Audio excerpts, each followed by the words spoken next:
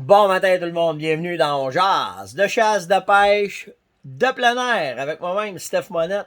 Hey, un matin, je pensais à ça, tu sais, puis en commençant, j'ai fait, tabarnane, on approche de la, bougez pas, juste être sûr, parce que je perds le fil là, des bouts, là, 775e émission ce matin, en ligne avec vous autres pour parler de chasse, pêche et plein air. J'espère que je suis pas trop tannant. Christy, le gars. Je sais pas quoi dire, puis pourquoi je vous parlais de ça, c'est que hier, j'ai deux personnes qui m'ont appelé vraiment parce qu'ils disent que j'ai changé la façon de voir la chasse. Puis si le show il a fait juste ça, ben tant mieux. Je suis vraiment content de voir que vous voyez la chasse différemment que qu'est-ce que vous la voyez avant à cause de tout ce qui se passe, soit sur le côté de la faune, de la flore, des techniques, comment est-ce que... Parce que, tu sais, en fin du compte, je suis juste... La seule chance que j'ai, c'est de vivre en plein bois, puis d'être tout le temps avec les chevreuils, puis les orignaux, puis les bébites qu'ils peuvent avoir là, puis qu'à tous les jours, je me croise à eux autres, parce que ça fait partie de mon environnement. Puis c'est ce que j'essaie de vous partager tous les jours. Puis, faut le dire, hier, là, il a fallu, on a fait du ménage. Puis je commence à penser à me bâtir un autre bâtisse, juste pour mettre mon stock, parce que là, ça n'a plus de bon sens.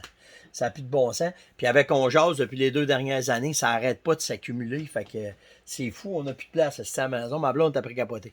Mais tout ça pour vous dire que merci vraiment des commentaires. Puis tu sais, quand on a parlé, j'ai posé une question là, concernant qui vous avait influencé, puis beaucoup disent que je suis un des influenceurs dans les dernières années qui vous a beaucoup influencé, ben, sans ça soit, tiens, quand on dit influencé, ça peut pas dire sur le mauvais côté, mais vraiment sur le bon côté.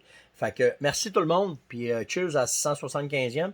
C'est sûr que dans 25 jours, on peut peut-être faire de quoi là, à sa centième, on va faire quelque chose. Je sais pas, je vais t'offrir jusqu'à 1000, mais en tout cas, on verra bien. Mais on a du fun, puis c'est ce qui est important. Un bon genre ce matin, une coupe d'affaires inusitées que j'ai pognées, que j'ai ramassées, qui va peut-être vous faire sourire ou qui va peut-être vous faire ben voyons donc, on savait pas ça. Fait que ça va être plus. Aujourd'hui, c'est léger. Une coupe de technique. Ben, une coupe de technique. On va commencer par celle-là. Attendez, je vais le trouver. Ici. Christophe, qui me demande, quand on a parlé des pointes de chasse, de l'ajustement, puis tout le kit, il dit, est-ce que tu connais la pointe toxique? Oh oui, mon cher, je la connais très bien, la pointe toxique. C'est celle-là. Ceux qui la connaissent pas, regardez comment est-ce qu'elle est faite, comment est-ce qu'elle coupe. Puis celle-là, si vous voyez un sale, un magané, c'est parce que c'est celle que j'ai récoltée, le fameux orignal avec les 3 flèches dedans. C'est avec cette pointe-là. Je tripe vraiment sur le concept de cette pointe-là. OK, regardez les 3 chunks de viande qu'elle vient enlever, fait que c'est impossible que la plaie se referme. Mon seul bémol de cette pointe-là, OK, comment est-ce qu'elle est faite? C'est que pour moi, elle est dure à ajuster. Fait que c'est ça qui est mon plus gros problème avec les pointes toxiques, parce que probablement que je tirerais encore avec ça. Mais si on parle de précision, j'ai un peu de misère avec. Peut-être qu'il y en a d'autres qui vont me dire, moi, Steph, ça folle comme un field point, il n'y a pas de problème. Mais moi, il fallait que j'achète 12 points pour en avoir 3 qui volaient bien. Fait que c'était un peu le problème que j'avais. C'était un peu pour ça que je l'ai délaissé d'ailleurs. Mais quel concept! Puis écoute, l'orignal, quand je l'avais retrouvé, c'était fou de l'année. J'avais tiré un chevreuil aussi.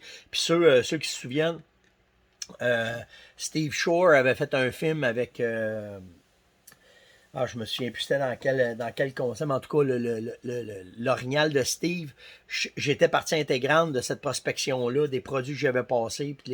Puis il avait pris un avion, il s'était fait dropper dans le nord de l'Ontario. Puis en 10-15 minutes, il avait sorti un boc orignal, un méga boc. Il l'avait tiré, puis c'était avec cette pointe-là, puis le sang, puis toute la façon que ça se passe, c'est vraiment malade.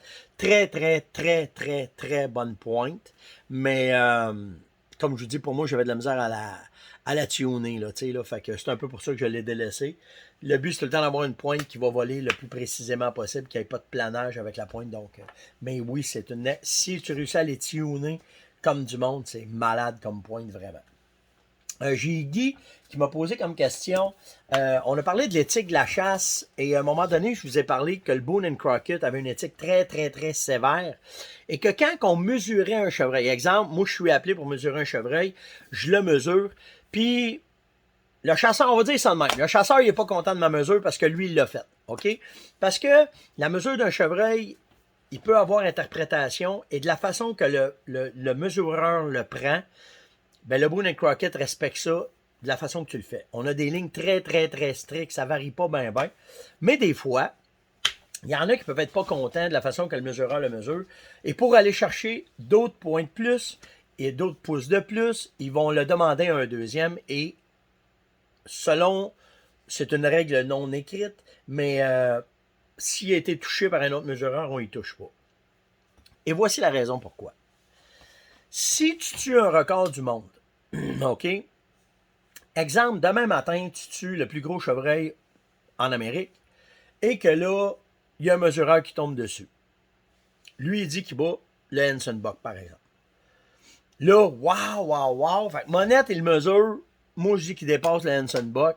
Le Boone Crockett, ce qu'ils font, dans ce cas-là précis, quand c'est pour un record du monde, ils vont prendre 3 mesureurs, puis ils vont leur mesurer à 3. Ils vont prendre la moyenne des 3, puis ça va donner la mesure du chevreuil.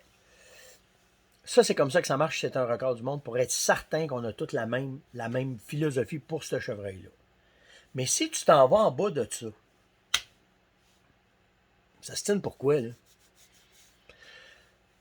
J'ai déjà vu, pour faire le livre tout le temps, c'est 160, 170. Et là, c'est technique un peu, là, mais mettons, le gars, il arrive à 169 et 2,8.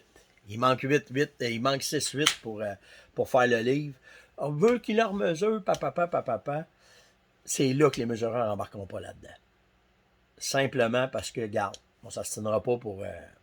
je l'ai vu comme ça reste comme ça, puis c'est comme ça. Puis c'est pour éviter de tout le temps retourner en réévaluation, puis en recalculeur, parce que ça finit plus à un moment donné. C'est la seule raison, ils veulent éviter. Fait que quand tu vois un mesureur arriver, lui va prendre la décision de le faire. Moi, ce que je faisais souvent, c'est que je discutais avec le chasseur, tout dépendant comment est-ce que c'était, comment est-ce que lui le voyait. On prenait un certain, on donnait dans un certain même longueur d'ongle, OK, pour être certain. Exemple, quand tu fais un nom typique, là, il y a plusieurs technicalités là-dedans, là. Mais tout ça pour vous dire que la raison, c'est pas pour se protéger entre mesureurs, parce que Guy, c'était un peu ce qui se posait comme question. C'est parce que vous vous baquez, puis non, c'est pour éviter le mémérage, puis le focage, puis le niaisage. Puis inquiète-toi pas que si tu tues un record du monde, il y en a du monde qui embarque dessus pour être certain que le chasseur reçoive toute la glorification, je vais dire ça de même, de ce chevreuil-là, puis aussi tout le sérieux que le Boone Crockett apporte.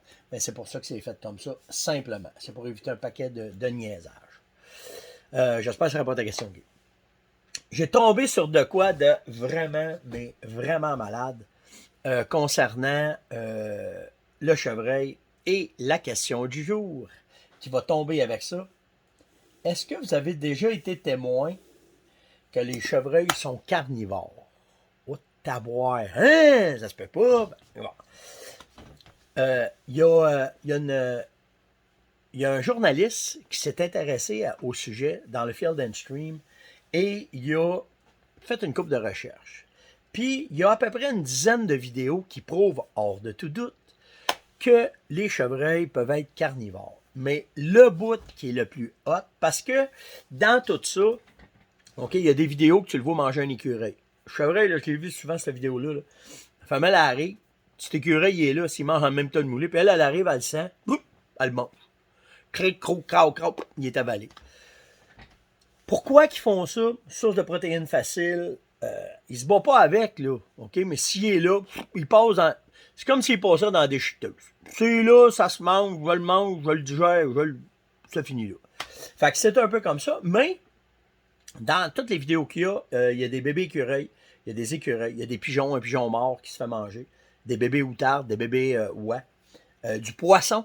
Les gars qui pêchaient ça à la glace laissent des morceaux de poisson, tu vois le chevreuil arriver, du poisson, on l'essaye.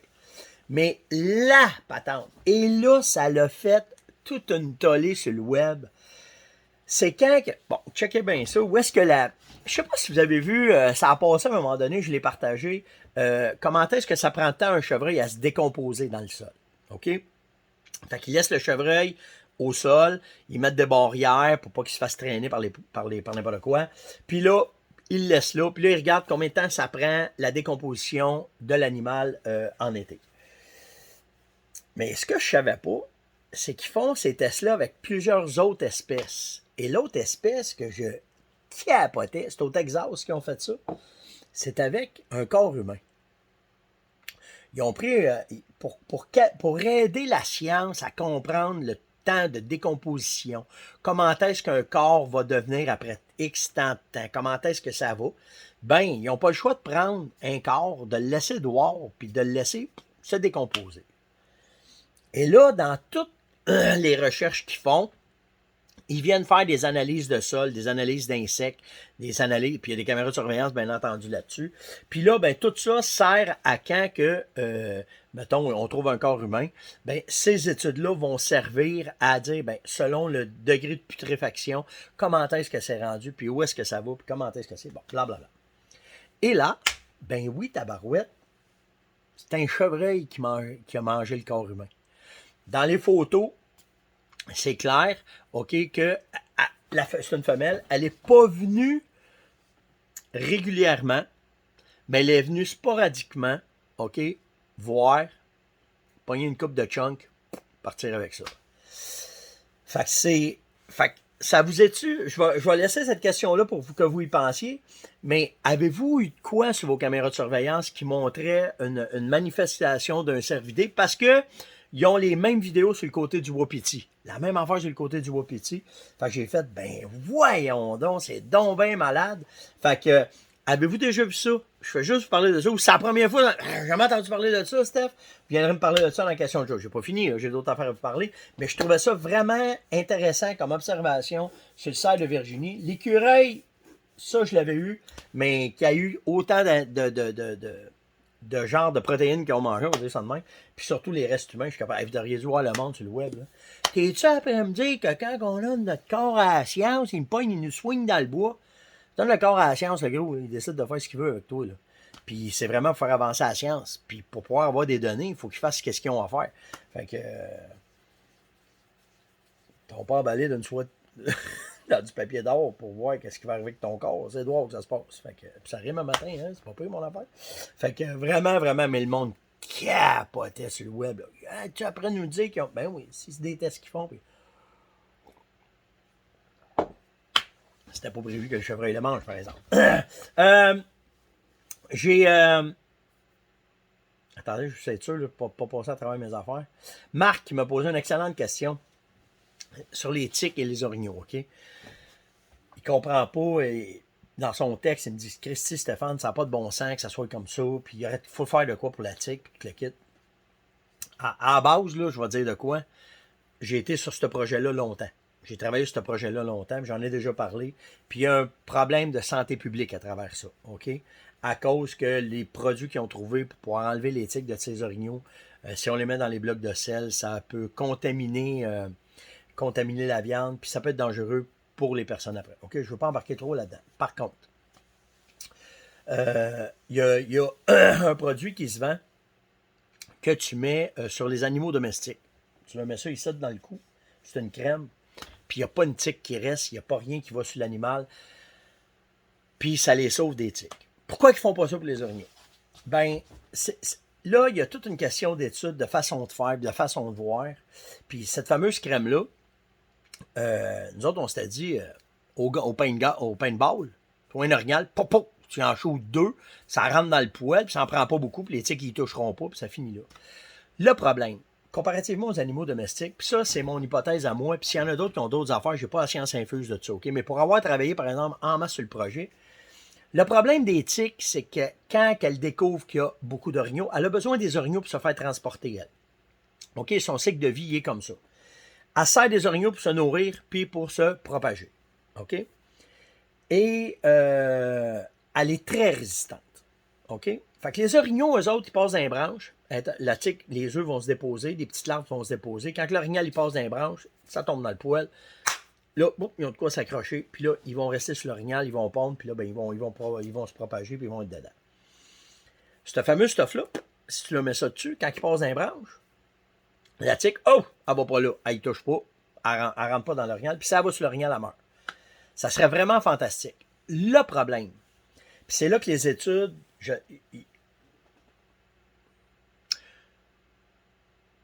vais dire que ils n'ont pas eu le temps de faire les études. Ou ils ne veulent pas faire les études, mais en tout cas, peu importe la raison, c'est que l'on ne le sait pas, un animal domestique, il va rentrer dans la maison. Il va être à l'abri des intempéries, il va dans une autre sorte de température. Il y a un paquet d'affaires qui n'est pas pareil comme un orignal. Et est-ce que l'investissement sur un troupeau vaut vraiment la peine comparativement à ce que ça va faire la job? Tu sais, le but, c'est de pouvoir faire la job. Puis peu importe le temps, ce qu'on a su dans les études qu'on a faites, puis là, c'est des études privées, c'est pas des études gouvernementales, c'est que tu fais juste repousser le problème. Parce que quand il y en a trop, puis la nature a fait le ménage. Point à la ligne, c'est pas plus compliqué que ça. Fait que quand même qu'on essayerait de contrôler les tiques, à un moment donné, s'il y a trop d'orignaux, ça va revenir. On va les tasser. Les orignaux vont prendre la place. Puis quand, exemple, on va parler de la petite crème, là, que la petite crème a fait plus son effet, les tiques vont venir, puis ils vont faire leur job. C'est pour ça que c'est, je vais vous dire ça de même, c'est comme irréversible. OK? Elle est là, elle, pour contrôler. Elle est là pour contrôler, on va dire ça de même, dans ce qu'on nous autres, on a eu comme information, c'est qu'elle est là pour contrôler la quantité. Puis quand il y en a trop, elle fait un job automatique, that's it, à même titre que le CWD, le MDC, à même titre que toutes les maladies qui existent, quand il y a trop de gibier à un endroit, la nature fait le ménage, à même titre que l'être humain. On vient de le savoir, hein? On a passé 2 ans là, dans la boîte à cause de ça. Fait que quand il arrive un problème, tu auras beau essayer de contrôler, de vacciner, de crémer, à un moment donné, la nature prend le dessus, puis elle décide de faire le ménage quand il y en a trop.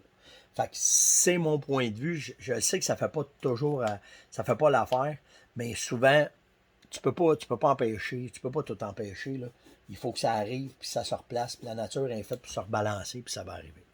Dans le même ordre d'idée, je le sais que vous êtes tous bien nerveux avec la neige, là.